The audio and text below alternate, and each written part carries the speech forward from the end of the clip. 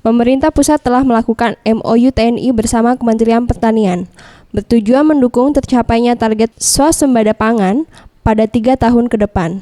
Sehingga TNI membantu para petani memperbaiki saluran irigasi dan tanggul.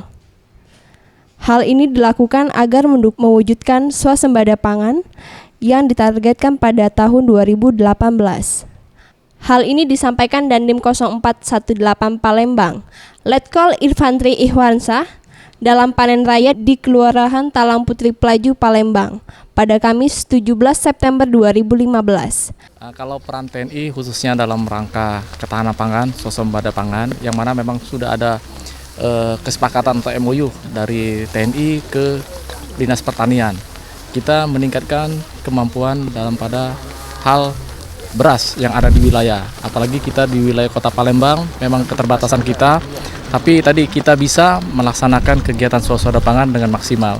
Salah satu contohnya ya sekarang ini kita melaksanakan panen raya, panen padi lebak.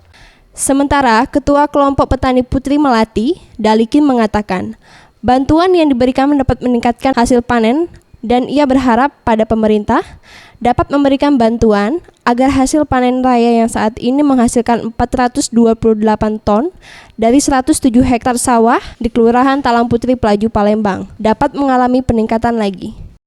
Alhamdulillah, syukur. Namanya pompa itu kita pergunakan bila nanti kering model sekarang ini, kita bisa menambah air untuk memperbaiki hasil tani.